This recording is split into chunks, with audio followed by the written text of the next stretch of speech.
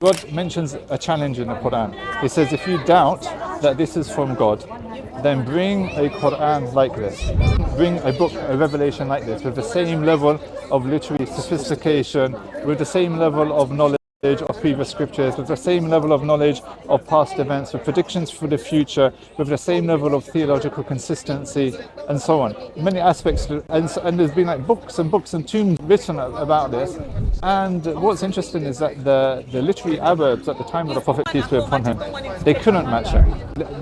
Every prophet, the miracle that they were sent with typically reflected the skill of that particular society. So at the time of Jesus, peace be upon him, they were known for their medicinal skills.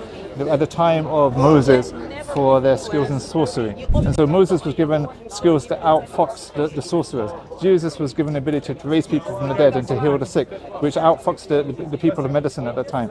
At the time of the Prophet Muhammad, peace be upon him, it was a very literary society based upon competitions and excelling in poetry and the like. When the Qur'an came, which was not like the poetry of their poets, but it wasn't like a standard text at the same time, it's something in between. It wasn't prose, it wasn't poetry.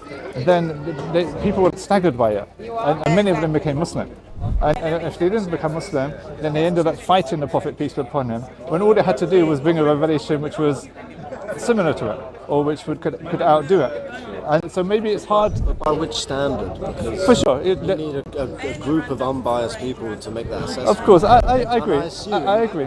Most people making these assessments have a vested interest. They're probably Muslim. Well, I think, if you look at some of the historical reports about what people said at the time of the Prophet, peace be upon him, even his enemies were acknowledging the miraculous nature of the Qur'an. And this is reported in many, many verses in the Qur'an, that people are astonished by it. They're calling him a magician, they're calling him a soothsayer, they're calling him a poet, because they come up with all these accusations against him because they can't understand what's going on. It's like something they've never heard of beforehand. And so how could he have come up with it? And so you see that there's this accusation, and they're all contradictory. He's a sorcerer, he's a soothsayer, he's a poet, he's a liar. And so every type of accusation which was thrown at him shows kind of how the people who are opponents to him viewed the matter.